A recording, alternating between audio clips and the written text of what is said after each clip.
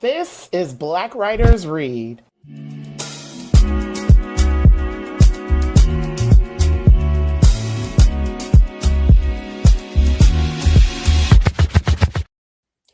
Good afternoon, everyone. Thank you all for joining me today for episode 24 of season 6 of Black Writers Read. My name is Nicole Young Martin, and I'm the founder, producer, and host of this series. Mixtape is a powerful act of narrative reclamation.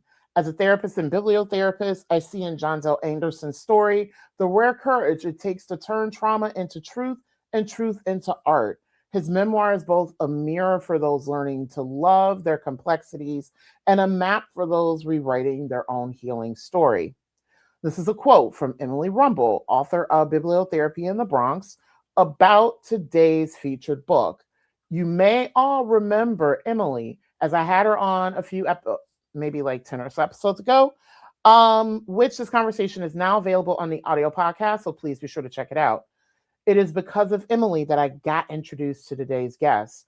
Just like many of the guests that I've had on, information about them, reviews, things like that. In this case, because she's lit therapy and she does a lot of book reviews and shares her love of reading, she shared her love of reading this book. And I was like, wait, what? And I like dug into her post about it, and I was like, I have to have him on. And so, of course, as I typically do, I followed him on Instagram and I was like, I love your work. And then from there, this magic that's about to happen this afternoon just happened so seamlessly. This book is so brilliantly written, so much so I had a hard time narrowing down the questions so that the interview wouldn't be all day. I told our guest, I told him before I came on air, I was like, you do not want to see the list of questions that I had. And as we talk about craft on Black Writers Read, that's why I had so many questions. Like this book literally could be taught as a workshop in terms of multiple approaches to writing memoir. Mixtape of Memoir beautifully marries deeply personal journey, craft, and really takes care of the reader. And this is something, because also, too, I do a lot of research on our guests before being on. And this was something that comes out in a lot of the interviews that today's guest, Johnzelle Anderson, had, where there's so much care for the reader, especially given all that is discussed. So I'm extremely excited to host today's guest. So let's go ahead and get started because I'm betting this is going to be an amazing episode. Black Writers Read showcases, celebrates, and honors the words, work, and traditions of Black writers from across the country, across genres, across experiences, and across the African diaspora. Black Writers Read is a behind-the-scenes conversation into the craft and what it means to create as a Black author in today's society. Since starting the series on Juneteenth in 2020, we've hosted over 100 writers. Today is our 102nd guest, representing over 15 genres from 6 countries and 28 states. Our platform includes live stream interviews, audio podcasts, book clubs, and curriculum integration assistance. Find us online at blackwritersread.com. Today, we welcome Johnzelle Anderson. Johnzelle is a licensed therapist by trade and believes in the power of storytelling to heal, imagine, disrupt, and inspire. His writing focuses on mental health, race, relationships, and identity. He's an avid reader and reads approximately 100 books annually. I want to learn how to do that because that's a big accomplishment. He lives in Virginia with his daughter and an energetic Sheprador. Today, we'll discuss Mixtape, a memoir, which was published in March of this year by Atmosphere Press. In Mixtape, a memoir, therapist and storyteller Johnzelle Anderson weaves a raw lyrical portrait of resilience, identity, and healing. Born to a disengaged West African father and a volatile white mother, Anderson grows up mixed race in the 1990s, Roanoke, Virginia, feeling like an outsider in every room. Amid childhood abuse, neglect, and racism, he clings to the safety of his grandmother's love and his inner voice's promise of a better future. Told in tracks rather than chapters, Mixtape charts Anderson's journey from trauma to triumph, from being body shamed and silenced to building a career in mental health and forming a family of his own. Along the way, he confronts the legacy of generational pain, redefines his sense of belonging, and takes a life-changing trip to Ghana in search of the roots his father never shared. Honest at times, humorous, and unflinching in its vulnerability, Mixtape, a memoir, is a coming of age story for anyone unlearning and daring to rewrite the soundtrack of their life. A story about the sound and silence of survival and the rhythms they carry us home. Mixtape, a memoir, is available in hardcover, paperback, ebook, and audiobook, with Johnzelle narrating the audiobook. Learn more about Mixtape and to purchase your copy of the book, please visit johnzelle.co. That is JOHNZELL.co. During our conversation, I'll be sharing the link to his website and also for him on Instagram. For those who are new to Black Writers Read, here's the format. Johnzelle will read an excerpt from Mixtape, a memoir, and then we'll chat. I will monitor the comment section. If you have kudos, congratulations, questions, just all around flowers, please put those in the comment section where you are joining us from today. We typically have folks joining from Facebook and YouTube. I will monitor the section and either insert the question at an appropriate time during our conversation or hold them to the end.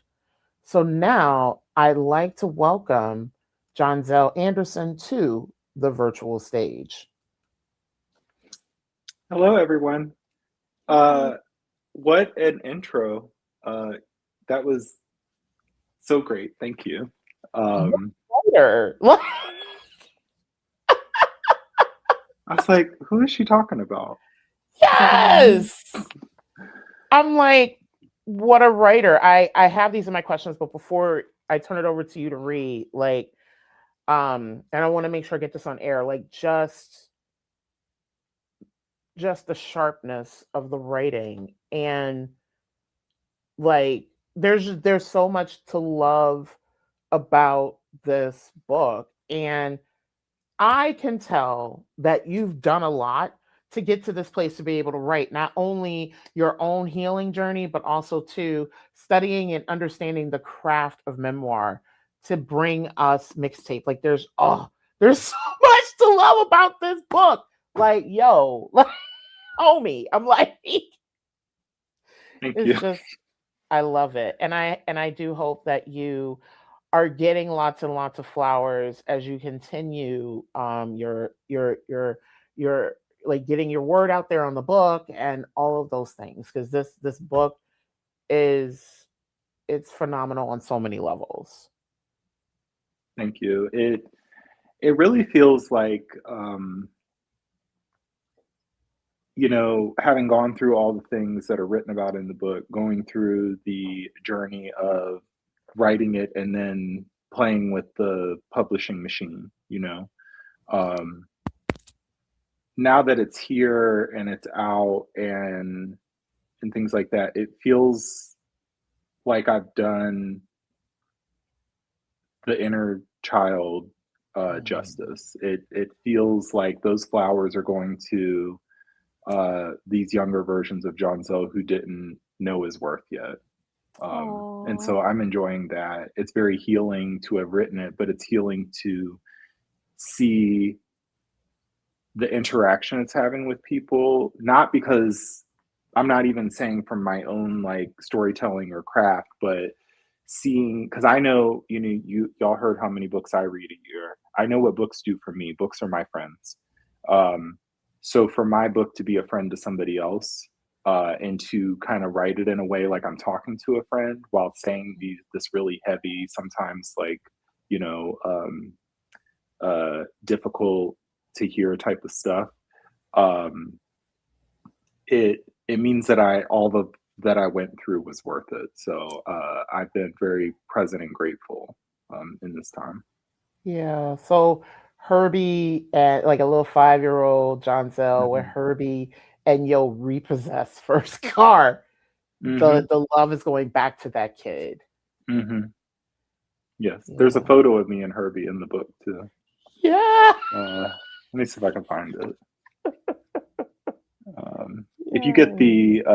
the Kindle version or the ebook version, you can get the picture in color. Um, Oh.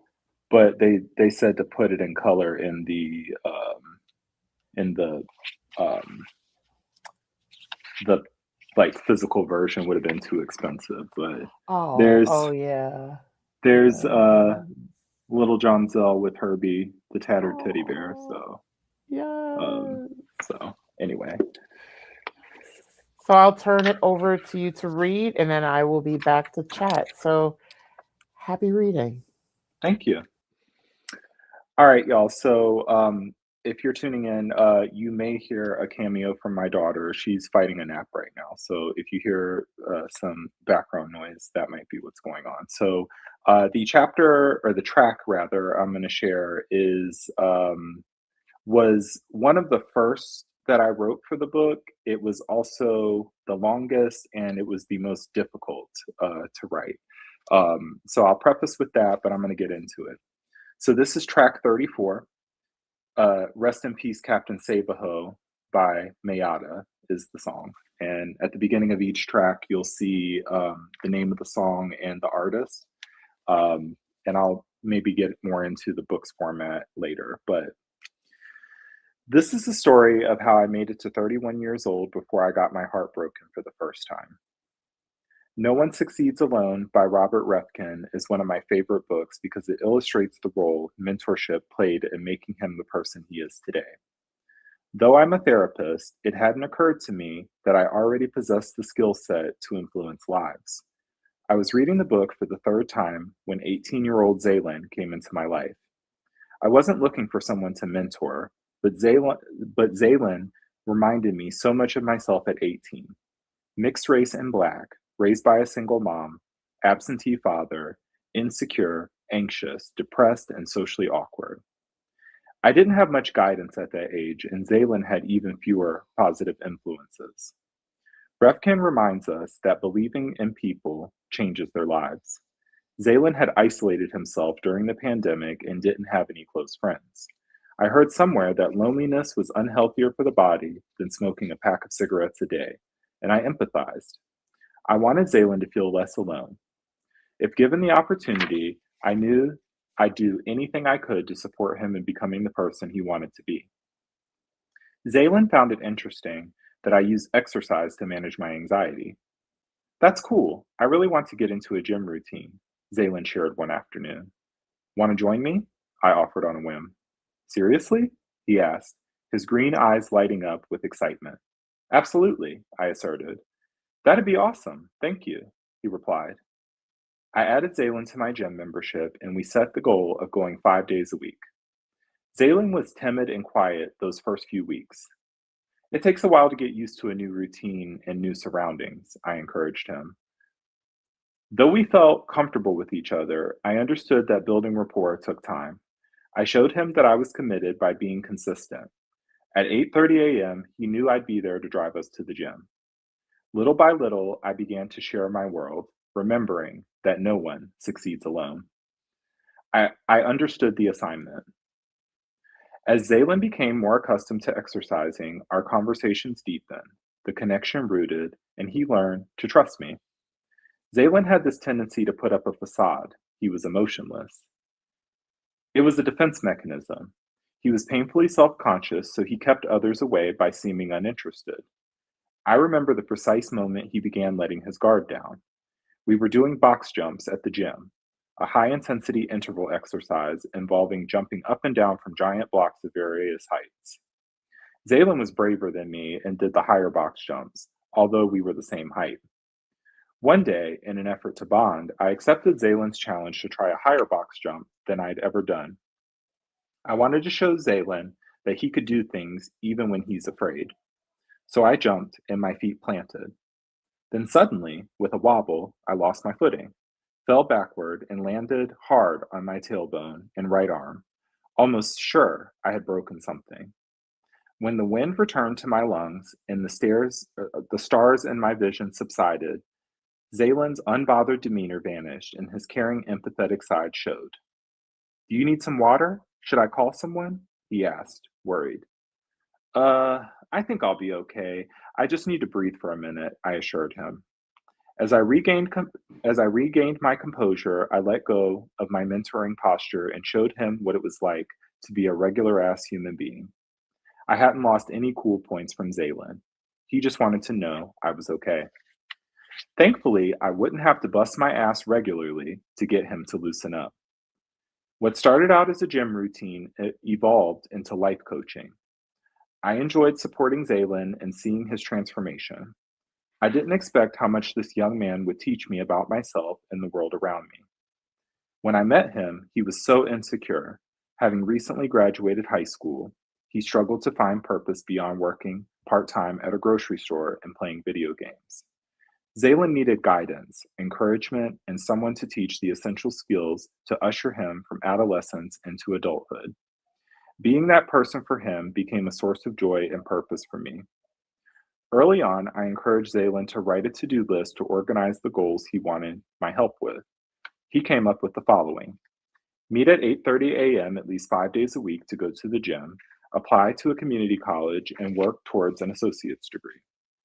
Create a budget and save money for a car. Register to vote. Practice driving and get his driver's license. I remember how proud I was when he passed his driving test at the DMV. I knew I loved this kid when I let him practice driving in my brand new Volvo, and he scratched the fuck out of one of my 20-inch rims. He wasn't paying attention and hopped the curb. One morning, I received a text from Zaylin as I was headed out the door to pick him up for the gym. I can't go to the gym this morning. My mom's car got towed, and I'm going to go with her to pick it up, he wrote. Suspecting more was happening, I called his mom, Allison, who answered in tears. My car got repossessed. I knew I was behind on the payments, but I didn't think it was that bad. They said I needed to pay the loan in full, otherwise the repo will go through. I don't know what I'm going to do. I have to be at work in less than an hour, she explained. Since I was already in my car and had planned to pick Zaylin up for the gym, I told Allison that I'd drive over and take her to work before circling back to get Zaylin for the gym. I haven't told Zaylin what happened. He just thinks the car has been towed. I'm so embarrassed, she admitted. 1 second, y'all. You need to go back. You need to go back. Can you help me put my pajamas on? You need to go back upstairs. I'm on a phone call. Yeah. Sorry, y'all. Give me 1 second. Cool. I'll come back on for just a moment. So, folks, one of the things that I definitely want to say is I absolutely, for folks who are new to Black Writers Read, I love memoir. Memoir is my favorite genre, and it's a genre that I'm trying to write in myself. And memoir is a snapshot into a moment in someone's life or a pivotal moment or something like that. And this particular book is coming of age. We see a span of Johnzelle's life. The book literally opens with a reimagining of his birth, which is humorous. And I absolutely love it. I have a lot of rich questions about like his take on memoir and also for me to better understand memoir as a genre. Also, too, I wanted to state like y'all know how much I love having Black male writers on.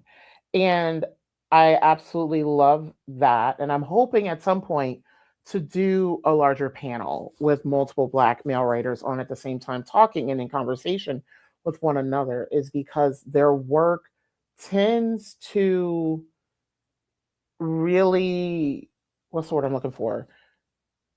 Bend the notions of what people have about Black men. And I just love a lot of the conversations that have come up from a lot of the Black male writers that I've had on.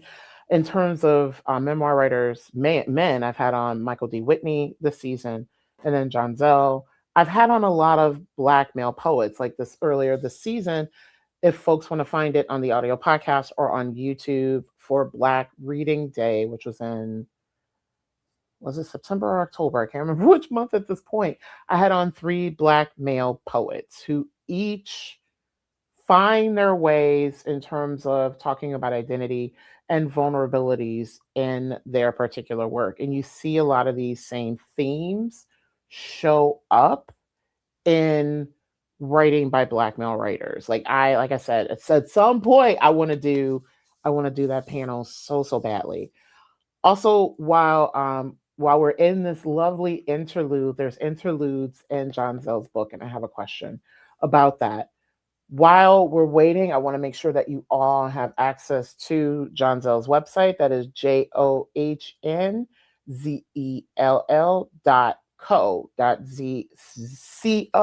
And you can buy, he gives a list of ways that you can purchase the book. One of the ways that you can buy the book, which I did, was directly from him, and he autographed it, which was so beautiful. Also, too, what I liked about the copy of the book that I got a bookmark, and also, which I need to do this, I got, which I love this, a little tag that says to review the book on Goodreads. So once you read the book, please be sure to drop a review because it helps keep the book alive.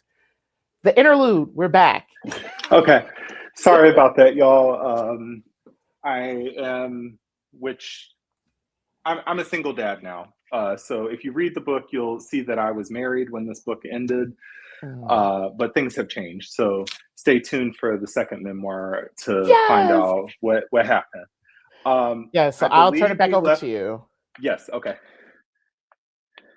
All right, so I think we left off with, I haven't told Zaylin what happened. He just thinks the car has been towed. I'm so embarrassed, she admitted.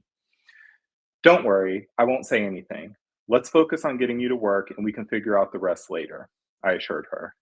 I drove her to work and listened as she vented about her financial situation.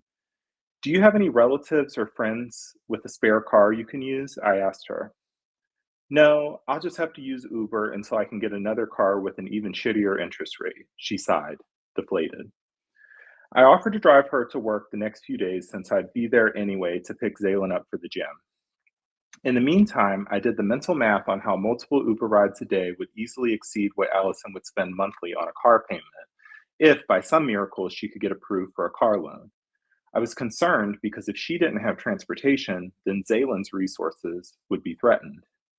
Growing up in a single-parent household where maxed-out credit cards, harassing bill collector calls, bankruptcies, and repossessed vehicles were the norm, I felt for Allison's predicament. I was sure Allison working 2 jobs without a car wouldn't be sustainable for long. At the same time, I had become concerned with my grandma's driving and overall safety on the road. She'd backed into poles and had more near misses than I was comfortable with. I lived in perpetual fear she would run over someone's kid in the Kroger parking lot because her 2009 Chevy Cobalt had such poor rear visibility. The catalyst for change came when Allison's car got repossessed. My business was doing well financially, and I had been passively researching my options to upgrade Grandma's car to a newer model with a backup camera.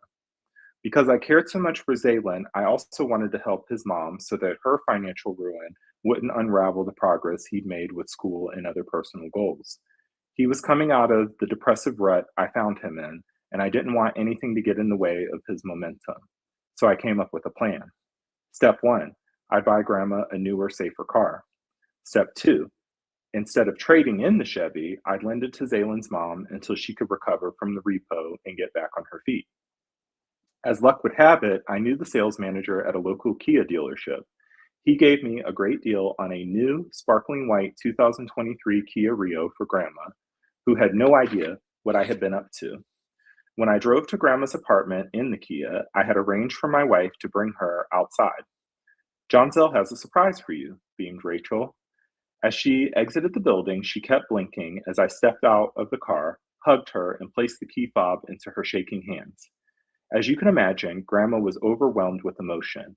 She quickly forgot all about her old car, hopped in, adjusted the driver's seat, and luxuriated in the new car smell. Put it in reverse, Grandma, I told her. She looked down at the screen, confused at first.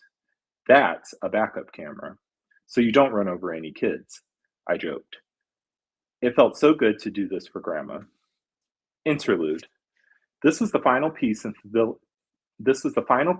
fulfilling that childhood promise I'd made to take care of Grandma in her old her old age. Next, I intended to surprise Allison. I picked up Zaylin and explained to him that I bought my grandma a new car so I could lend the old one to his mom. "Why are you so good to me?" Zaylin asked. With a smile, I said, "I'm going to keep believing in you until you learn to believe in yourself." We got into the Chevy and drove to Allison's hair salon. As we got out of the car, I handed Zaylin the key. "When we get inside, hand this to your mom," I instructed. Allison was in the middle of dyeing a client's hair and looked at us quizzically when we showed up unannounced. "Zaylin has something for you," I grinned. Zaylin handed her the key. "There is a red Chevy Cobalt parked out front. It's yours to use as long as you need," I assured. Her client's mouth fell open, and Allison began shedding tears of joy. Allison excused herself from her client for a moment while she chatted with Zaylin and me in the hallway. "Thank you," she repeated. "You're welcome. By helping you, I'm supporting Zaylin, and by now you know I'll do whatever it takes to help him succeed," I encouraged, smiling at Zaylin and patting him on the back. I didn't ask Allison to pay me anything. The payments on Grandma's new Kia were reasonable, and I didn't mind covering the insurance on the Chevy so Allison could focus on saving up for her next car. But wanting to contribute something, Allison insisted on paying the insurance premium. "I'll send you the money on the first of every month," she promised. I nodded in agreement. The Chevy was old but had low miles and ran great. Whenever Allison was done using it, I could sell it and put the money towards the Kia. No rush. It may sound strange, but despite having accumulated the debt of a new car to assist Zaylin and his mom, I was oblivious to how deep I'd gotten with this mentorship. My empathy for Zaylin, combined with the subconscious desire to fix what went wrong in my life when I was Zaylin's age, left me vulnerable. By spring of 2023, darkness began to surround Zaylin, and that guard he learned to let down that day at the box jumps started building back up. I tried teaching Zaylin the importance of time management when he began keeping me waiting for a long time when I'd arrive to drive us to the gym. I showed grace at first and used these occasions as teachable moments. "I forgot to charge my phone and the alarm didn't go off. This won't happen again," he'd promise. It would keep happening, and I learned that talk was cheap. "Zaylin, your I'm sorries are worthless because you're not backing them up with action. You don't keep your word," I'd admonish. Zaylin learned the importance of punctuality the hard way when Food Lion fired him. He'd been written up too many times for coming in late. "I just got fired. Can you pick me up?" he texted one day. When he got in the car, he wasn't upset. In fact, he seemed relieved. I knew he never liked the job, but through his demeanor, I could tell he didn't take accountability for why he lost his job. After getting canned, Zaylin resumed smoking weed heavily, despite having asthma. When he began slacking at the gym because he'd stay up all night playing video games, or then he began slacking at the gym because he'd stay up all night playing video games. He became annoyed when he noticed no changes in his muscle tone, whereas I was becoming leaner and more muscular. Procrastination and unbalanced priorities made Zaylin's first semester of community college a challenge. He took one class to start out, and as he got acclimated, I helped him set up a reading and study schedule. My rose-colored glasses and earnestness to help had me working harder at helping him pursue school than he was. That semester was exhausting because it required a ton of hand-holding to get him to do the work. He didn't have a job, so he only had this one class to focus on. I became annoyed when he repeatedly waited until the last minute to start an assignment and would call me late in the evening, freaked out and needing help completing it. "I'm not going to keep staying up until midnight helping you write these papers, Zaylin. I have a family and need time to rest," I'd remind him. "I know, I'm sorry, this won't happen again," he'd assure. Empty promises. Seeing how I used my Apple Watch to track workouts at the gym, Zaylin began peppering me with questions about how it worked. "That's cool that you're able to track your workouts and sleep patterns," he said after a brief tutorial. Silently considering his fascination with the device as we did hammer curls and tricep extensions, I asked, If I were to get you an Apple Watch, would you agree to use it to set alerts to go to sleep at a decent hour, reminders to study, and alarms to wake up on time for the gym? Those green eyes widened like a deer in headlights, and he nearly dropped his dumbbells as he considered the proposal. Before I knew it, we were at Best Buy comparing Apple Watch models and browsing the different band colors. I was holding the purchase with me in the passenger seat while Zaylen drove us back to his apartment when he lowered the volume of the music. I can't believe you just bought me an Apple Watch. Thank you so much. I smiled and said, You're welcome. Remember our deal, okay? I won't let you down, he promised. Things continued regressing in late spring as Zaylen resumed taking me for granted. I lived 40 minutes away from Zaylen and reminded him that if he wanted to skip the gym, he'd need to let me know at least an hour in advance. Continuing to stay up late gaming and getting high, he'd cancel when I was 5 or 10 minutes away from picking him up. This shit was getting old, and when confronted, Zaylen failed to acknowledge or didn't care about the impact his actions had on me. I was beginning to understand how lopsided our relationship was becoming. If I was giving 100% and he was giving little to nothing, then where was his skin in the game? I was working way harder than he was. This ship was sinking, and it didn't make sense that he'd made a complete 180. Something was wrong with Zaylen, and when I tried to bring it up, I was met with indifference and entitlement. I know something is going on, and I want to help you if you'll let me, but you can't keep disrespecting my time and lying to my face. It's hurtful, I told him. In response, he would lash out, somehow leading me to believe I was the one causing his problems.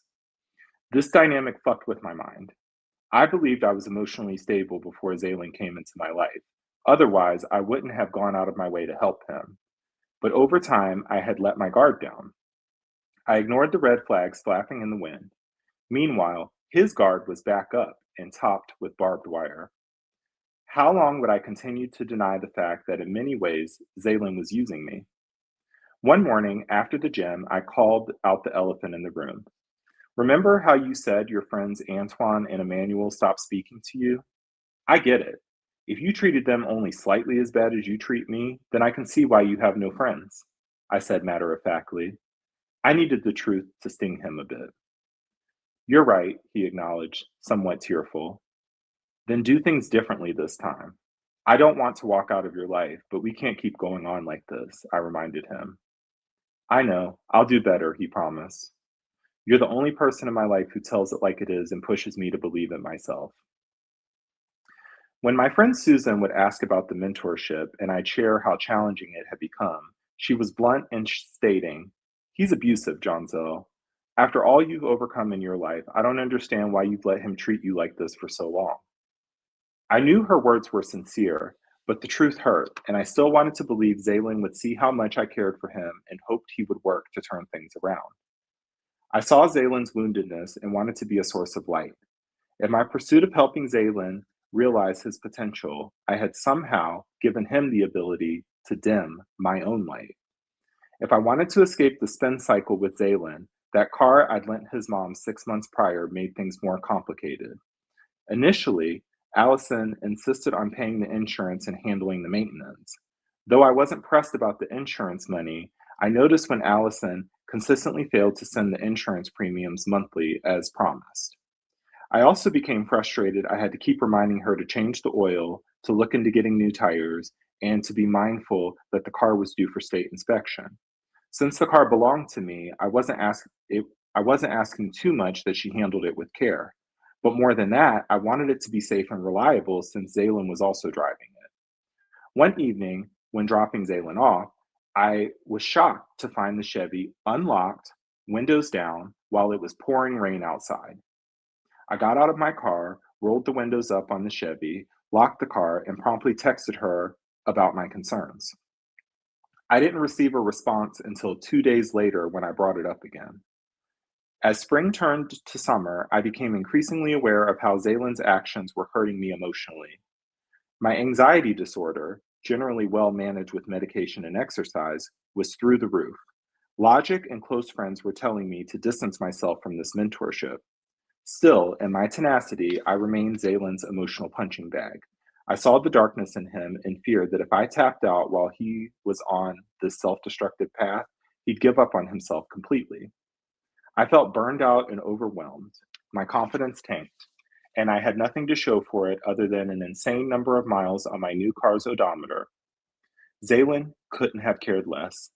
You treat me like shit, Zalen. Do you still want my help? I, I'd find myself repeating. Yeah, he'd respond with a shrug. You don't act like it, I'd say, knowing the abuse would continue. The point of no return came one morning in August. After I had agreed the day prior that I'd drive him to class, Zalen once again left me waiting outside. I texted him when I arrived, but received no response. After several minutes, I knew he was asleep, and I was tired of wiping egg off my face. I accepted I couldn't make him care about school or anything if he wasn't going to put in the effort. The magnitude of the sunk cost became too much for me to bear. I drove home and proceeded to have the worst panic attack I'd ever experienced in my life. The emotional pain manifested itself physically in what is known as a psychosomatic state. I vomited involuntarily for hours and had to cancel my sessions for the next 2 days because my entire body shut down. After waking up hours later and seeing my "I'm here" text, Zalen replied, "Fuck, phone died." He didn't bother to apologize for wasting my time, so I didn't respond.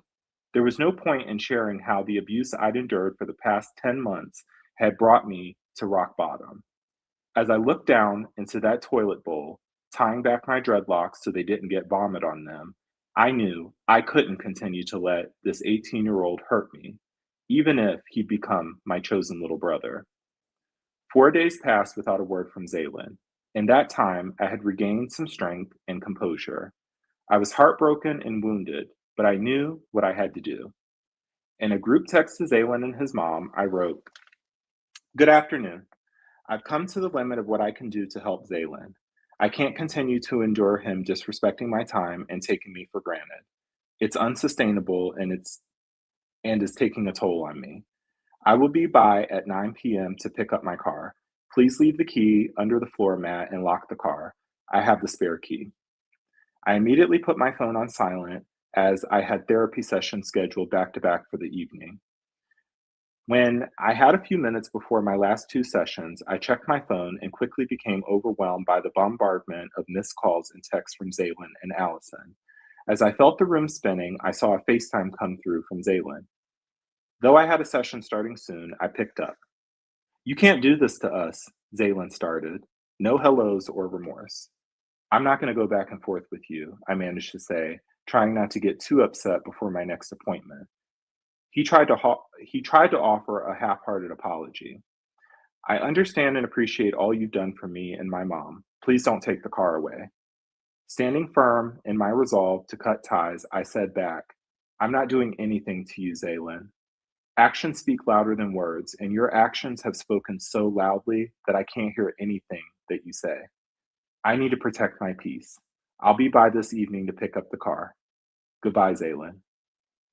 Burning tears rolled down my face as I tried to gain composure quickly and put on a happy face for my next client. My nerves were shot. I had every intention of taking the Chevy to CarMax the next day, selling it and using the money from the sale to pay down some of the car loan on Grandma's Kia. When I finished work and prepared to head over to retrieve the car, Allison continued calling me. I finally answered, and she pleaded, "I can't get financing for a new car. Can I buy this car from you?" Again, no hellos. Exhausted and wanting the day to be over, I agreed to sell the car to her for $3,000. We met at a halfway point, and I signed over the title in a random, dark parking lot. Zaylin wasn't there. I removed my license plates while she transferred the money to me on PayPal. Disappointment loomed as it sank in that what was once a mentorship I valued had been reduced to this, a transaction. I handed her the title and the spare keys, and then we went our separate ways. No words. When you love someone, it leaves an impression on you. My life had changed forever having known Zaylin, and I truly wanted his life to be great despite my need to walk away. The unconscious need to save a younger version of myself through helping Zaylin had now become conscious. My intentions backfired as I ignored what I knew as a therapist to be true. You can't help somebody that don't want to be helped. I didn't know how, but I became certain this experience would eventually make me stronger. Thank you so much, Johnzelle, for reading that section.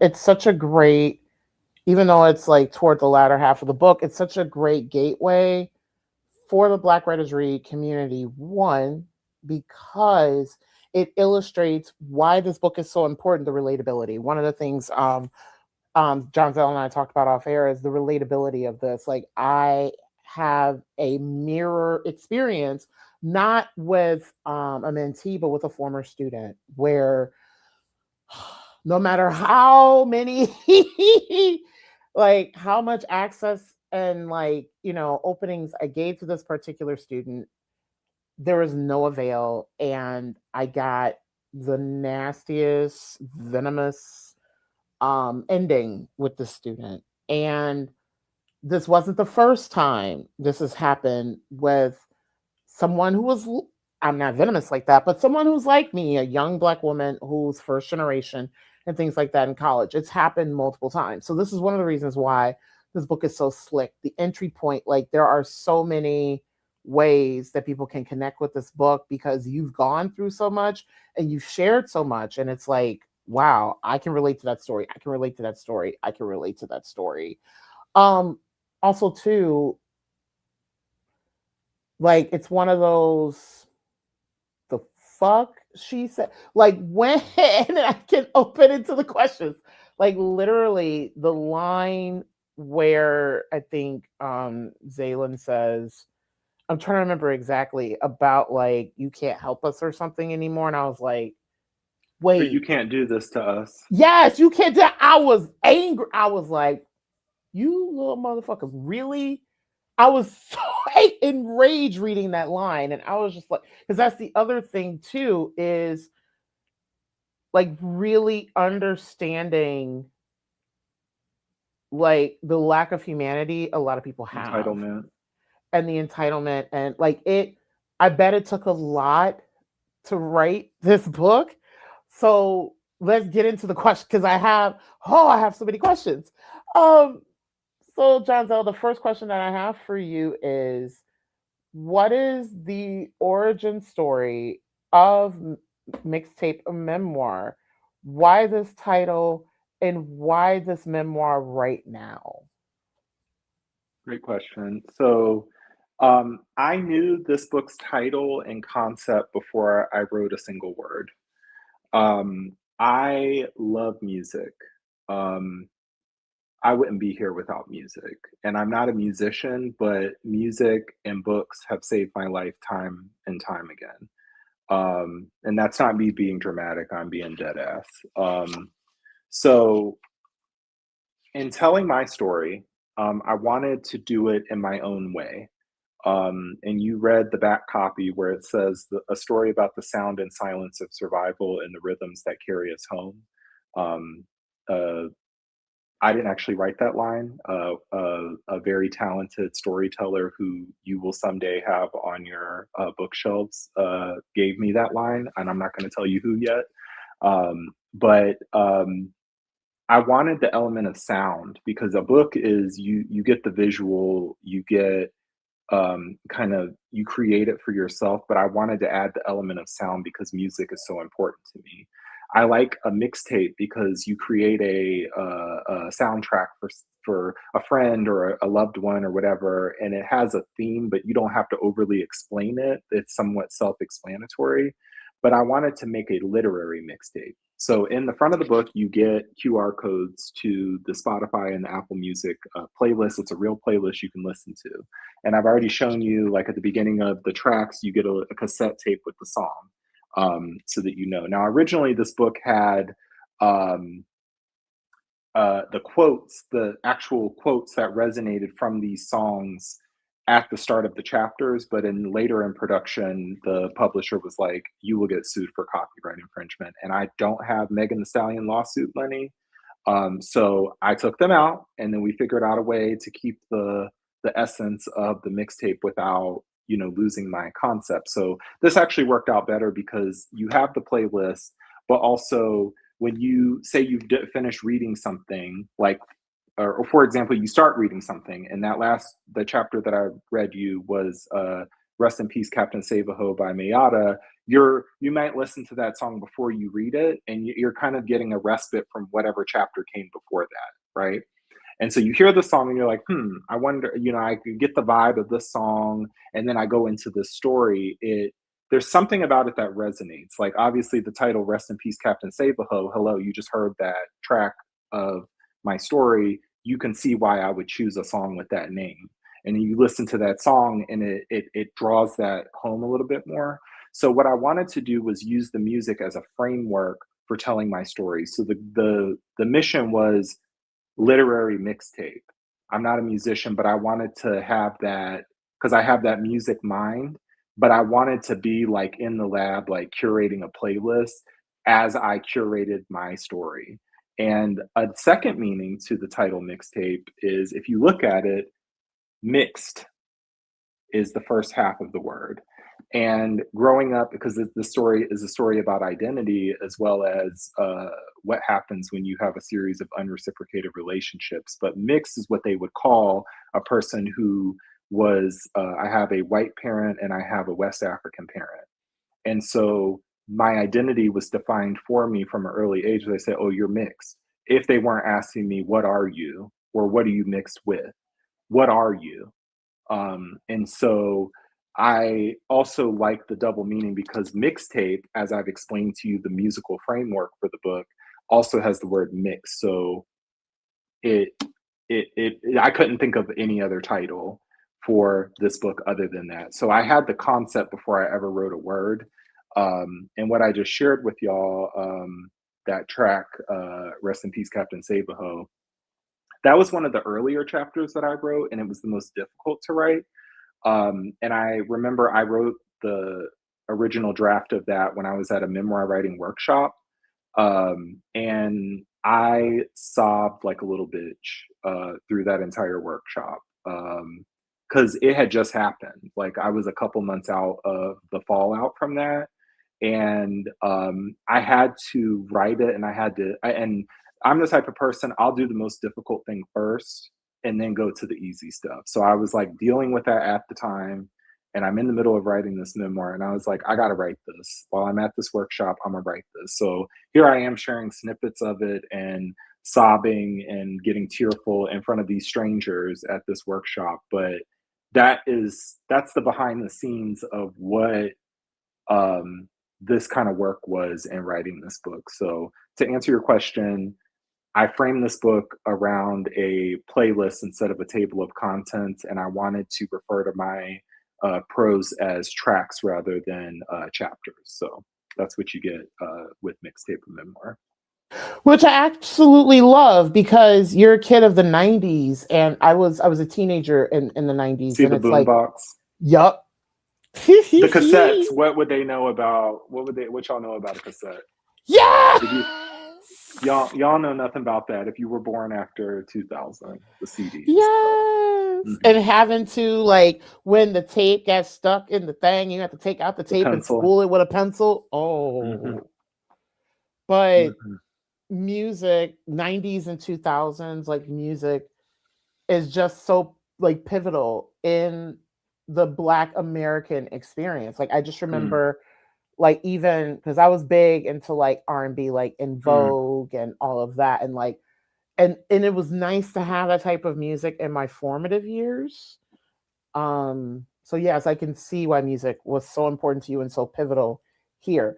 So I'm gonna go into like some genre-y type questions. Memoir is my favorite genre, actually, and I know that it's yours. I like what memoir is and does. Mixtape of Memoir so beautifully handles craft. Like, I love how you open, for example, track 8, talking about outlining the process and how pivotal that visit to a coffee shop was for you, I'm suspecting that it was unexpected to have that aha moment at that moment right there. Can you talk about how you went from an outline to filling in specific moments from your life in Mixtape?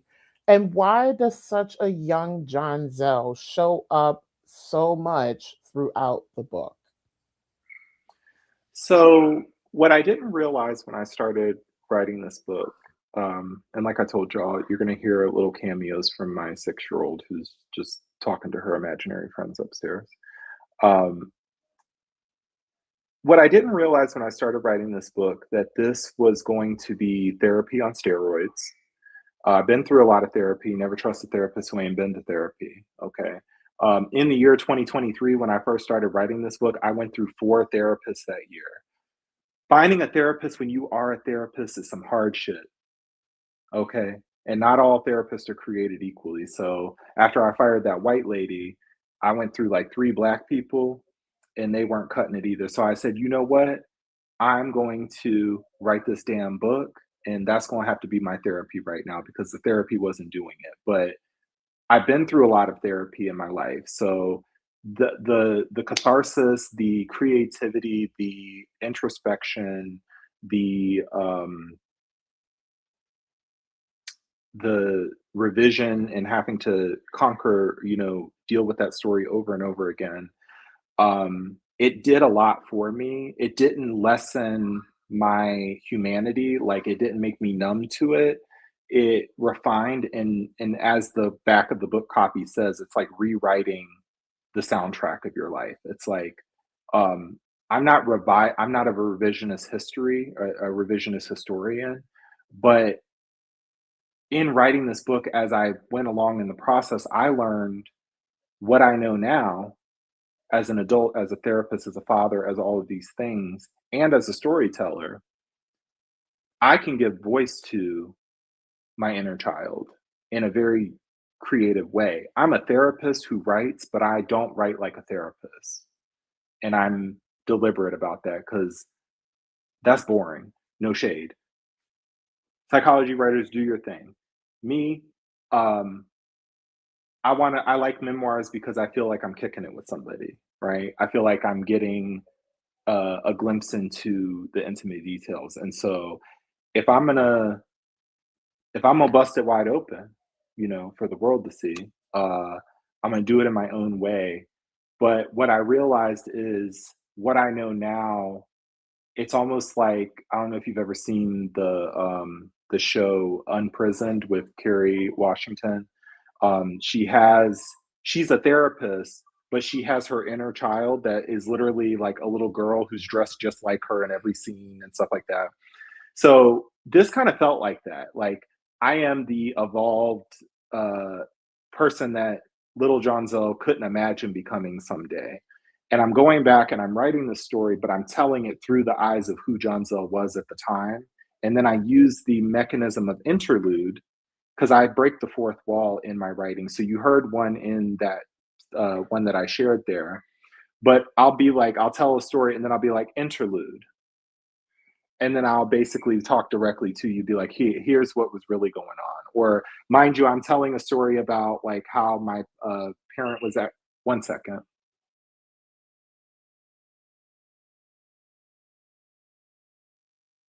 So I'll be say talking about like my mother, who I refer to as Cindy, and when you read the book, you'll understand that distinction. Um, but then I'm a therapist now, so I can give some insight that little Johnzelle wouldn't have known. So I use the interlude as a way to break the fourth wall and to kind of not stop the progression of the story, but to give little Easter eggs and tidbits. So at one point, I was like, interlude. I suspect this lady has histrionic personality disorder along with an undiagnosed mood disorder. I can kind of do a little 1-2 as a therapist because you've seen as the reader enough, but I'm a whole licensed therapist. I can say shit like that. But I didn't want it to come from the perspective of a, say, 8-year-old, because an 8-year-old wouldn't be able to speak on that, right? And so I use these different elements to tell the story, but then I I joke all the time, my alter ego is a comedian, a DJ, a part-time assassin, and a librarian.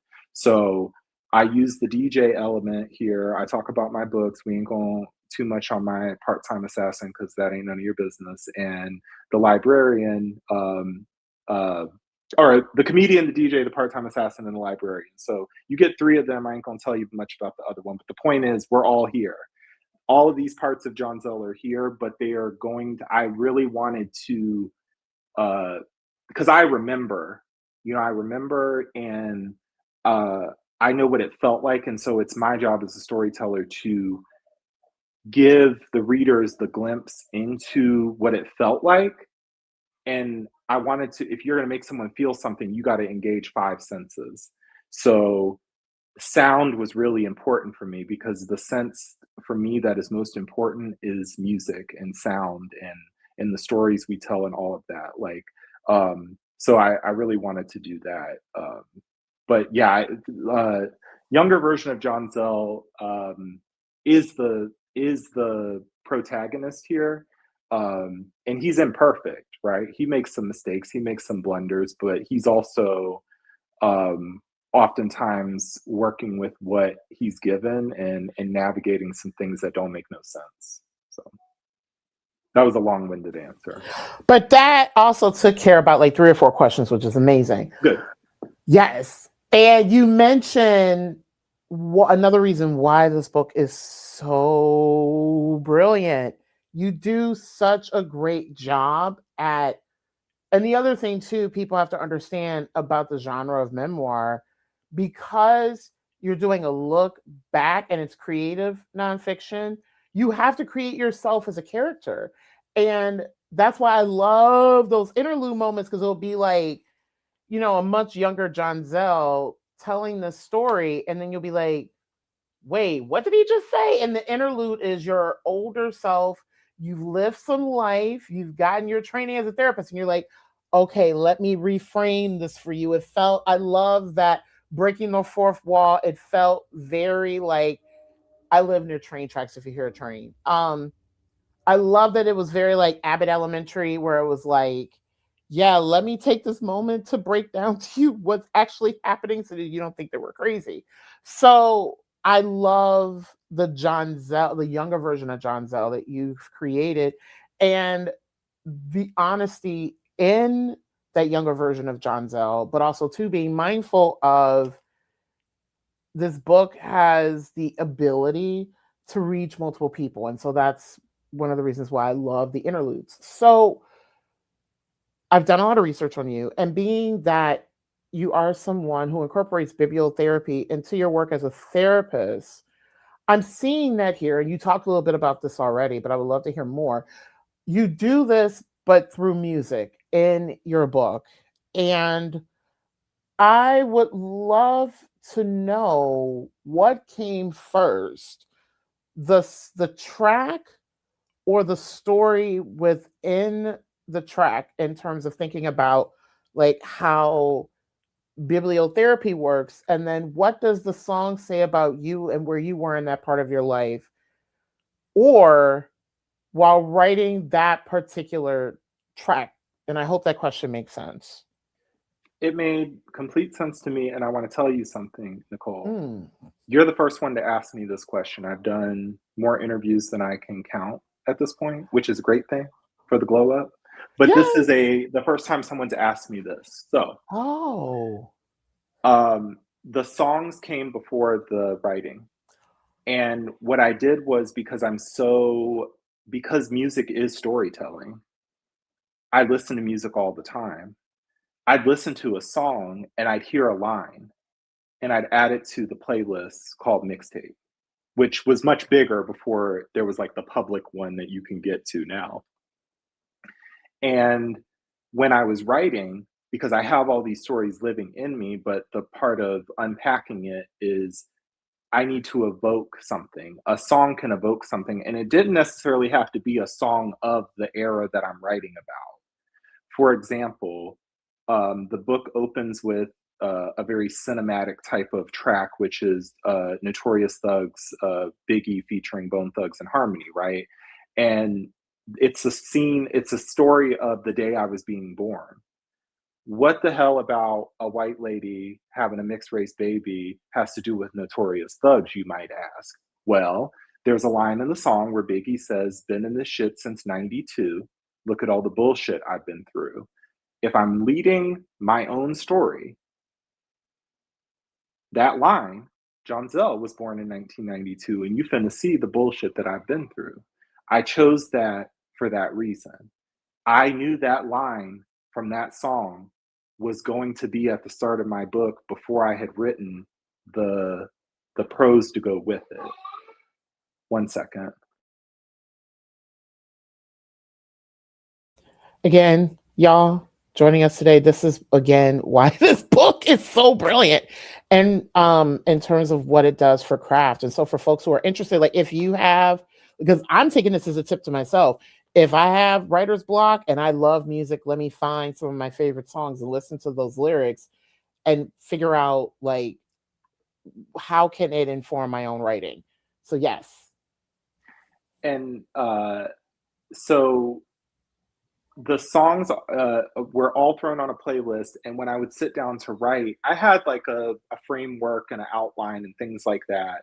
But like I said, I started with that really hard thing to write about, something that was very, I mean, I had written some little scenes and things, you know, piecing it together, but I started with like the heaviest, most visceral, and then I went back, right? It didn't go in a linear order, but obviously a memoir needs to be told somewhat chronologically. But then using my framework of a mixtape, I even at some points will be like, oh, we're going to do a rewind here. Like I really played with the elements of music and stuff like that as a literary mechanism in telling the story. So, you know, there were other tracks that you might listen to and you might be like, why the hell did he put this here? Give me 1 second again.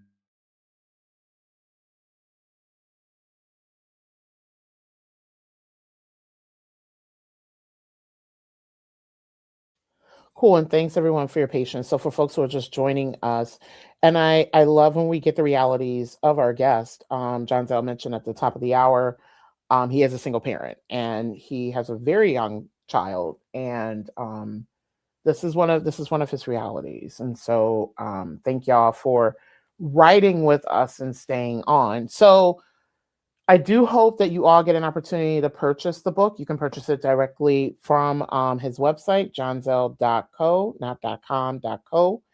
And he offers on his website many ways that you can purchase the book. You can purchase it directly from him, and if you do, you can get it. You'll get it autographed. And so, yes, yay! Yeah, so I'm back. She wanted some water. So, but then you might get a track like I use "Same Hands" by Bia featuring Lil Durk, and the chorus of that song is crushing up the drugs with the same hands that I fix to pray with. I don't trust this nigga that I lay with. Too stuck in my ways. Yada yada. I cannot afford to be complacent. So you might be like, you crushing up the drugs with the same hands that you pray with? It's not literal. I chose that song, and that's going to make the reader scratch their head a little bit. But there's a line later on in the song where it says, I don't judge nobody because I sin too. If I see you win, then I win too. So I like that line. And back when the quotes were in the book, that was what I pulled. But I couldn't put the quotes in the thing. So I did do a small series on my Instagram. If you go to my Instagram, Johnzelle_, there's a little highlight reel where I went through each track day by day leading up to the release of the book. And you can go track by track and get the explanation of why I chose each track. So if you want the literal of why I chose it, you can go there. But if you're just wanting to read it and figure it out for yourself, that could be a fun experience too. But yeah, the tracks, the songs came before.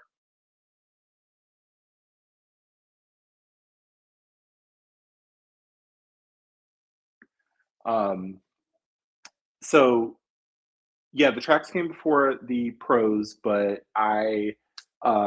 it was fun to, I thought of, you know, I used to watch Making the Video and Making the Out, you know, those little shows that they used to do. And I just imagine myself like, okay, before this record drops, I got to find out which tracks are going to get cut and which, because I was doing stuff, cutting my own little editing things and stuff like that with my prose, but I was also doing it with the songs. It was like, maybe, because originally, Ungodly Hour, which is a track that I use to talk about being baptized in the Catholic Church as a child, it was originally Church Girl by Beyonce. And I was like, that one doesn't quite fit as good as Ungodly Hour. So I was like, I like them both. But again, if you look at my mixtape, you'll see Beyonce is well represented there. So she could have afforded to lose one track on here. She's well represented. But yeah, I got to have fun with the picking and choosing of that. I got to have fun with telling my story, even though it was a hard process. So creatively, I really this was such a fun, difficult, all of these things type of project to put together. So, being that memoir is your favorite genre to read and your first book is memoir, can you talk about some advantages and challenges of this particular genre? I won't say I think, I know now that I am a published author and have gone through I'm not classically trained as a storyteller in the sense that my degree is there. But what I realized in writing memoir, first of all, a celebrity memoir is an easy bestseller for a celebrity. You already have recognition, right? What I encountered in having written my whole book, and if you read this book, you'll realize it stops when I'm 31, but I am now 33, about to be 34. There's been time from when the book was finished to publication, right? Because it's not a fast process to deal with the publishing machine. But what I realized when the book was finished and I went to go query agents, you have to then prove yourself that, because they ask you, why do you matter? Why does your story matter? Why does this need to be told now?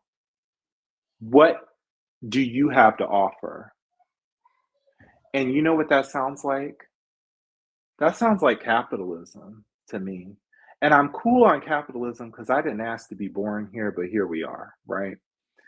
But I, through writing this book, learned my worth. I learned that I ought to love, like, and understand myself, especially since other people will not always love, like, and understand me, right?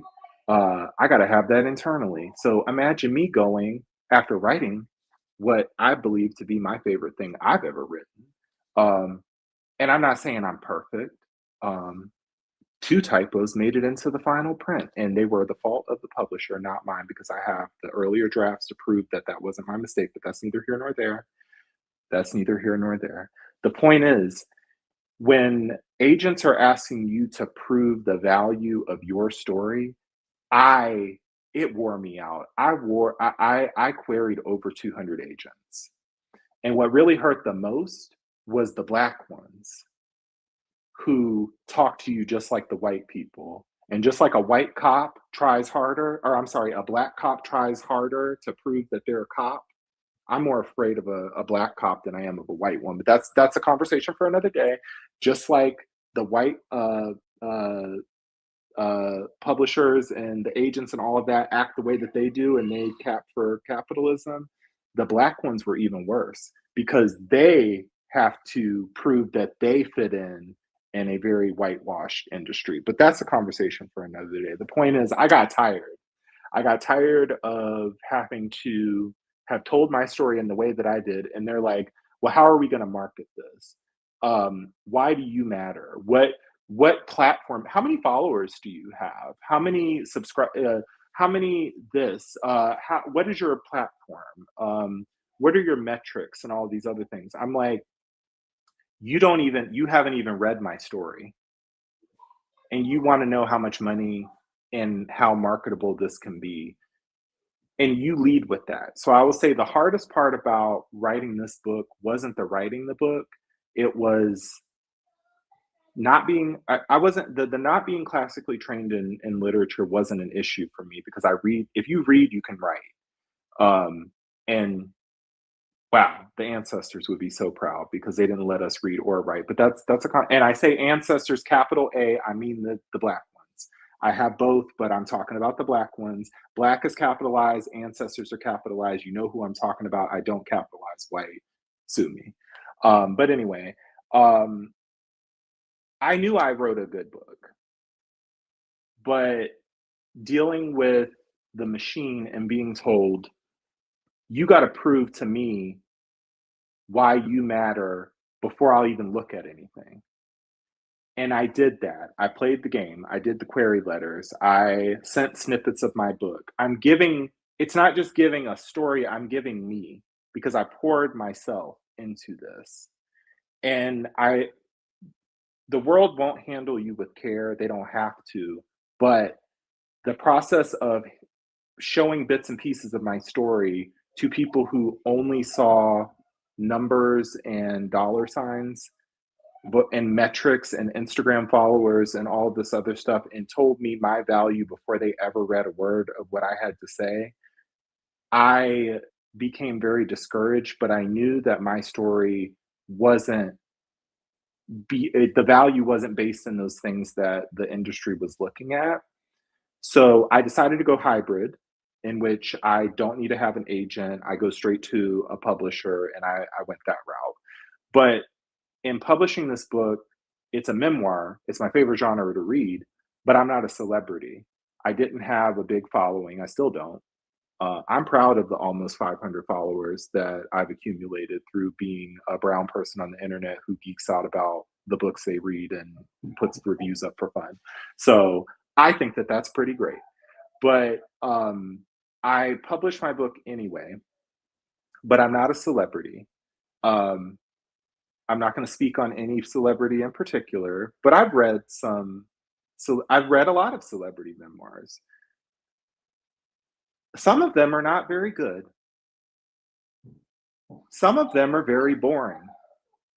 A lot of them don't actually tell you anything that you don't already know if you listen or follow the people. And y'all don't know me, but if you read this book, you're going to know me. And furthermore, you're going to be able to relate.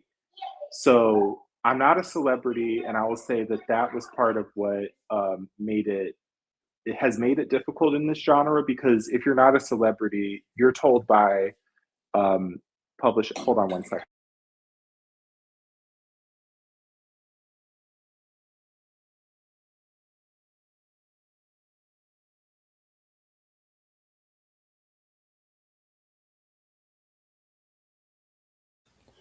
Which, by the way, folks, speaking of memoir authors, I've had on a lot because memoir is my favorite genre. And actually, memoir was my entry point as a reader. And I've had on one celebrity author, actually this current season, Denise Nicholas, and I'm working on editing her episode for the audio podcast. But please, if you can, find her interview with Black Writers Read. Just go to YouTube, Denise Nicholas and Black Writers Read. I'll probably also put it in the description box on YouTube. That interview was beautiful because she talked a lot about craft and her process in writing. And Denise Nicholas is someone who was a very prominent, and this is why her memoir is so important. She was a very prominent actor in the 70s and 80s at a time when it was really challenging for Black women as actors. So when it comes to celebrity memoir, and I'll turn it back over to you. And I've read some memoirs by celebrities where I'm like, I literally had to put it down because I was just like, it was just so horribly written. But with Denise Nicholas, what I love is she gave a lot of insight into a life, because her life, she was very private, and also giving insight into an industry and a time, ironically, years later, it's still tough for Black women actors. So yes, back to the challenges and advantages of memoir. I hope he's still doing the parent thing. She's not listening to me, but I'll try my Oh yeah, best, y'all. So anyway, oh I'm yeah. not a celebrity. I had to deal with the publishing machine, and I told my story anyway, even though the metrics and the marketability and capitalism said that my story didn't matter. But my ancestors, capital A, the Black, capital B, Yes. ancestors told me that my story did matter. They were with me when I wrote it, and they told me my story was going to be bigger than I can imagine it would be, and saw me through the process. And when my story came out, it has done more, and I have had more exposure and experiences, and have interacted and resonated with people with this story in ways that I couldn't have imagined when I first started writing it. So my Black ancestors were right, and mainstream publishing can kiss my Black ass. Yes, Harriet came down on Yes. Juneteenth and was like, I love that Johnzelle, you're gonna lady. write this book. You're gonna write this book. I love how you said Black capital B, ancestors capital A. Because I bet I know the ancestors that came to you to write. Yeah. So I have just a couple more questions for you. So I want to know, given that you are a therapist and you are writing, even though this is a memoir, you have to write it from the perspective of being a therapist. I would love to know, what did you incorporate from your work as a therapist into writing Mixtape? And then what do you now incorporate into your work as a therapist after writing Mixtape? Whew. So if you look at where my name is, if you're watching the video, it says Johnzelle Therapist Storyteller, and I put a line in between. The storyteller is present when I'm a therapist, and the therapist is present when I'm a storyteller. They transcend, they're a hybrid. They're me, but they grab and take different pieces, right? Bibliotherapy, as you mentioned, is a part of what I do. I use books and stories to help my client and walk with my clients through their journeys. To, of course, a story can show someone that they're not alone.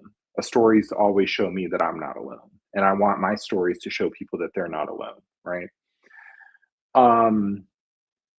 But having written a story, see, me writing a memoir also came from, I think I told you this off air, but over the years, I've been a therapist over a decade now. So I might share an anecdote because that's called narrative therapy, right? Like where a therapist will share maybe a narrative or a story or something. They call it self disclosure. And my style of being a therapist, some would probably say I self disclose more than the average, but I'm me. And, you know, if I'm not for you, then go find somebody else and vice versa. But anyway, I'll share a story from my own life. So a client might be saying like, you know, because they make assumptions about a therapist, right? So a client might be like, "Oh yeah, so and so pulled a gun on me, but I'm sure you don't know nothing about that." Oh, well, since you don't know about me, let me tell you about the time I was chased at gunpoint in the Walmart parking lot by my father. Since you think I don't know nothing, and they'd be like, "Damn, you should write a book." Okay, I'll make note of that. So I have stories that have come out, little anecdotes that I've pulled out, not to make their therapy session about me, but sometimes they need to know about me in order to trust me. So I've had so many clients over the years say, "You need to write your own story." And I tell my clients all the time, I'm like, "You need to write your own story." Like, there could be, you know, because here I am, the therapist, but I'm being changed and inspired by these stories, because what is therapy if not going to a person and telling your story? So that is how these things transcend. They keep influencing each other. And as time goes on, I'm getting better. my stories are getting better, but also my ability to hold stories and to help people process their stories and vice versa, it gets better. Not because there's anything, I would say that being a therapist is an art, it's not a science. And so just like being an author is an art, it's not a science. There's not a formula that says, read this and you will write a best-selling memoir or whatever, you know. Um, it's about craft, it's about practice, it's about trial and error, it's about timing. It's a bit of magic, honestly and truly, and all of these other things. But that's the ambiguous answer to a question that's still being answered day by day.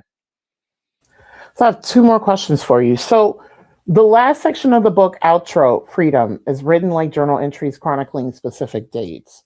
Mhm. It ends with a commencement speech to one person, to you. I Mhm. like how it opens up possibilities of follow-up books. So can you Mhm. talk about why you chose to end the book in this way? I chose to end this book this way. Surprisingly, I didn't know I would need this book when it was said and done. I didn't know how this book would actually serve me, um, as in the story itself. One second.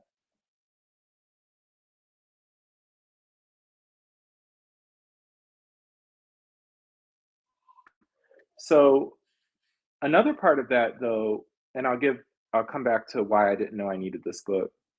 Um, I can't stand a memoir that ends happily ever after. Like I'm 30. Well, the book ends when I'm 31. Okay. I might be a third of the way there. I plan to live long. Um, so um, I don't like something that ends happily ever after. We give kids these stories that end and happily ever after, and then the white people get married. Um, but life doesn't work like that, and I don't like when a memoir or a story ends with they lived happily ever after. I'm okay with and then it was a little messy and ambiguous and they trying to figure it out. Because my therapy sessions end like that with clients. Sometimes it's tense, sometimes they crying. I don't hold myself to the standard of, oh, as a therapist, I need to put them all back together and put a bow around it. And you're the journey continues. You might read this book and be feeling a kind of way or something, or you might read someone else's book and feel a kind of way. You might watch this podcast and feel a kind of way, right? The story continues. So I didn't want to end my story with and here's the 10 tips on whatever. I said, rather than doing that, rather than giving some pithy anecdote or something, I'm gonna talk to myself. And when I wrote that commencement letter to myself, it's all the things that I'm constantly working on. Be kind to yourself. Um, these principles such as focus more on love, liking, and understanding yourself than begging someone to care about you. Like these are all the lessons that I learned from telling the story, and that I'm still reminding myself of. These are the lessons that my ancestors are telling me. These are the things that I want to teach my daughter. I wanted to I've told my story. I brought the reader in. We homies, right? Uh, and you've gotten my interlude. You've gotten my insights. You know me now. Um, but just because I knew me and I'm written this, I'm not going to play you and say I have it all figured out and this is how I'll live happily ever after. Because when this book was finna go over to the publisher, I'm sitting at my desk doing final edits when I get blindsided by a separation less than 24 hours before it's gonna happen. I was the last to know.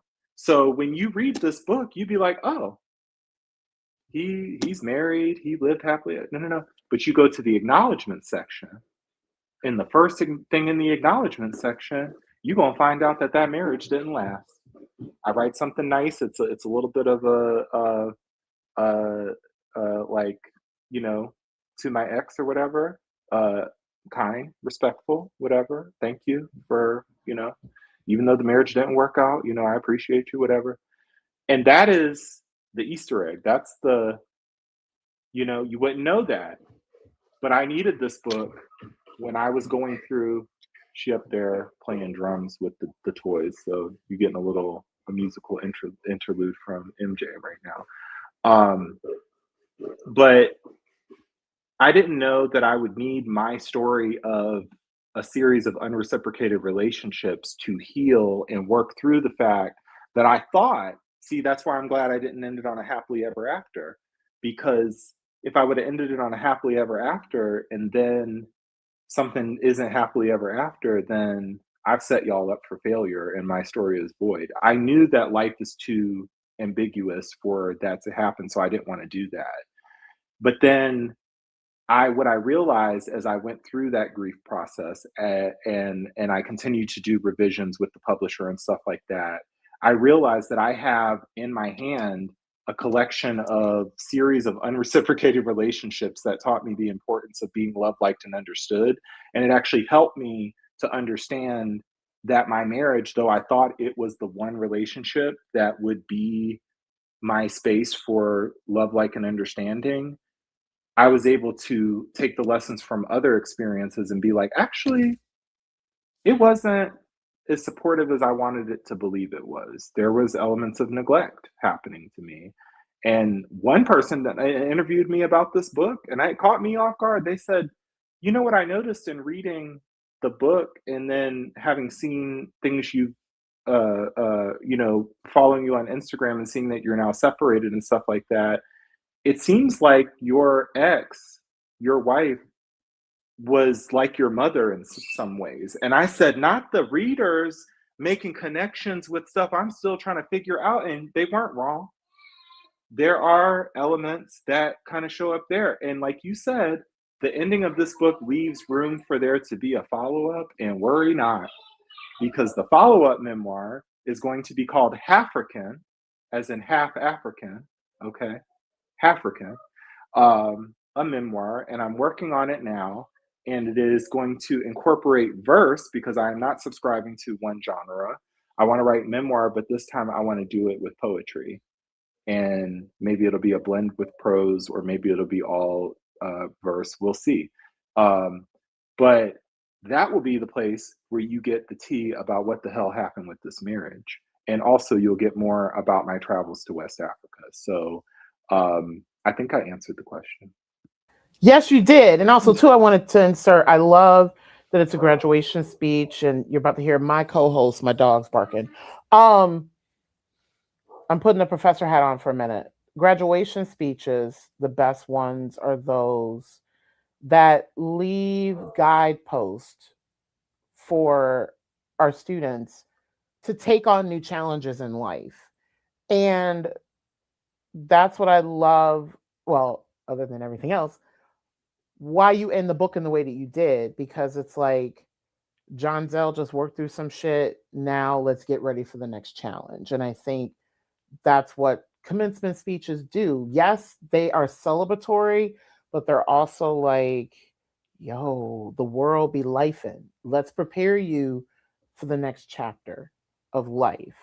I also think, too, it's a great way to go back to a young Johnzelle and Herbie and be like, yeah, let's hug you and thank you for growing in the way that you have and going through all the things that you have, and let's prepare you for this next chapter. So I love that it ends with a commencement speech because of what it opens up. But also, too, what it does is it says to your reader, something else is coming, but what is it and when is it? So my last question to you is, and you mentioned African, which I cannot wait for that, especially given the situation with your absentee father, and also to your mother. Cool.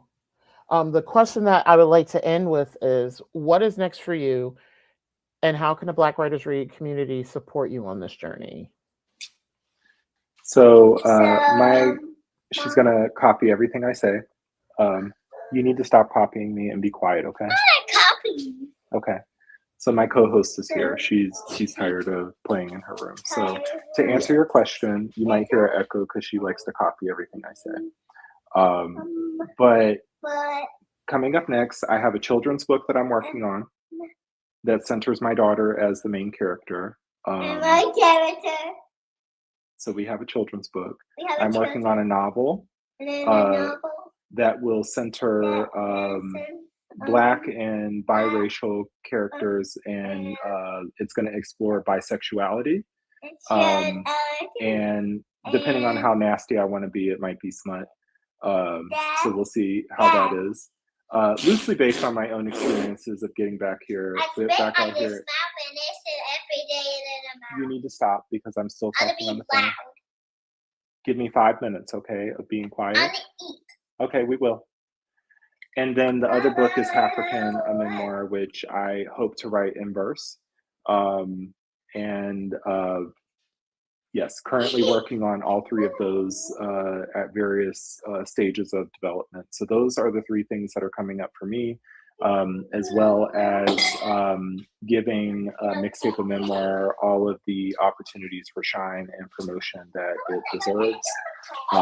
So doing all of that while also being a single dad, while also finalizing this divorce, while also being in a new relationship, while also living in the middle of this economy that is unsustainable as hell, but looking good while we do it. So there's a lot in store, and the good thing is that please be quiet. I'm gonna copy you. I'm almost done. Stop copying me. Yes. It's the butt. The things that I focus on is peace, joy, and reciprocity. And this book has shown me not only that I am... I talk to her a lot. You can wave, but then I need you to be quiet. You can stick your head over and say hi. Okay. You see yourself? Yeah, okay. So say hi to everybody. Okay, and now you're going to be quiet so I can finish my phone call. No, okay? I'm going to do it too. All right, so we have a guest here. Daddy, so, do you have a anyway, T in your name? Okay, you have to be quiet. So, peace, joy, and reciprocity. Those are things that I learned to focus on in this era of life, having written this book. And what I'll say, having written this and continuing to unpack and write and tell my stories, is that I am worthy of peace, I'm worthy of joy. Hey, I need you to stop. I'm gonna copy you. Okay, you need to be quiet so I can finish talking, okay? No, are you done? I'm almost done. You're not almost done. But if you interrupt me, it's going to take longer to be done. Oh. Okay. So then we'll make some dinner, all right? Deal? And make some pancake. Deal? Jelly sandwich. That's fine. Okay. So peace, joy, reciprocity, freedom. Freedom. Having written my book, I have been able to experience those things. I'm being more present in those things. And this right now and what I'm experiencing is what little Johnzelle couldn't have even imagined. But there was a glimmer of hope that knew that he was going to be okay. And who I am today is doing that little Johnzelle justice. But furthermore, you see this little girl right here with my face. And I'll end with this. I write the dedication to my daughter. So the dedication to this book is to MJ. So I say, Maya Jane. It's right there. Maya Jane. You can't read yet, but one day I hope you'll pick this up and understand where I come from. May these words serve as a guide for exploring who you are unapologetically. Love, Dada. So I dedicate this to my daughter because she won't have to go through this journey of exploration in the same way that I did. Is that my name? She won't have to know her connection to the continent because in December I took her to Sierra Leone, West Africa, where my father immigrated from. He never took me there, but I was able to go there and connect with the roots. I've been to West Africa 3 times. I've been to Ghana 3 times, right? 3 times, right? And her journey of not knowing where she comes from or knowing her blackness or knowing her roots won't be the same because I'm going to teach her and give her access that I didn't have, but also respecting that her story is going to be her own. And I don't need to parent from a place of what I didn't have, but I can parent from having worked through my own things and love, liking, and understanding me so that she can learn from a young age to love, like, and understand herself.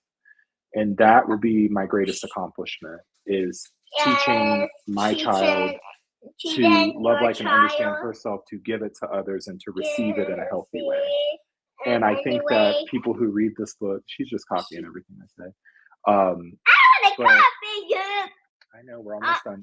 But people who read this will also feel like they're along for the journey, but it's universal human experiences in which we all want reciprocity. We all want connection. We all want to feel like we matter. We've all had a moment where we've been made to feel like we didn't matter. I felt that way when taking this book to mainstream publishing and being like, hey, can I have a chance for you to look? And they were like, why do you matter? Well, I matter because now this book exists. I matter because it's finding its readers. I matter because my daughter deserves to someday pick this up and know my story. And doesn't have to dig for it and go through pain like I did. Right? So I'll leave it on that because this one's getting restless. Yes. I'll let you ask anything that you have and we'll wrap up. Yeah, so that was my last question. So Johnzelle and Maya Jane, thank you so much for being here this afternoon. Thank you so much for writing. And thank you so much for sharing so much about your story. Also, too, thank you for being a Black male therapist. Because that's a whole other conversation. Yes, you Google Black male therapist near me, and I'm like one of 2 people that shows up in my area. So it's great for marketing. It's one of the few times that being Black is, paying off. So we love that for reparations, for sure. Yes. So thank you so much, Johnzelle, for being here this afternoon. Please go spend the rest of your afternoon with your daughter, make dinner, and we will touch base very soon. Thank you, everyone who's watching and listening, for being patient with the dynamics of this young future dictator of the world. Yes. Because it's her world and we're just living in it. And you heard it here first on Black Writers Read. Maya Jane will take over the world someday. Yes. So anyway, thank you for listening. Thank you for your patience. And please enjoy Mixtape and Memoir. And thank you, Nicole, for having me and for your support and for spending time with my story. I greatly appreciate it. Yes. Thank you so much and have a great evening, you two. Bye. Bye. Cool. So thank you so much for joining us for episode 24 of season 6 of Black Writers Read. And thank you all so much for your patience. Because again, like I mentioned a little bit ago, I love this because we are in authors' homes and we get their realities. And so it's something very special to have these very intimate moments with them. I'll be back in early May with our next guest. Be sure to follow us at Black Writers Read on Instagram, as we'll be announcing our next guest there. Support Black Writers Read by subscribing to the YouTube channel where many of you are joining us from today, Nicole Young Martin. Also, please follow us on the audio podcast, Apple Podcasts, iHeart, Spotify, and Amazon Music. While you're there, feel free to drop a review. Also, subscribe. All those things help the algorithms. While we post the audio from the interviews from the live streams there, I also offer a range of bonus content. If you are able and so moved, please support us on Patreon. We are on Patreon under Black Writers Read. That support is extremely important as I am independently produced and I self-fund this project. So it'll be great to get some support in multiple ways. Also, when you see or hear an episode that so moves you, please share it. Find me on Instagram at Black Writers Read. Follow us there. To learn more about the podcast, visit blackwritersread.com. Thank you all for joining us this afternoon, and more importantly, for ensuring that Black writers continue to matter. I will see you in a couple of weeks.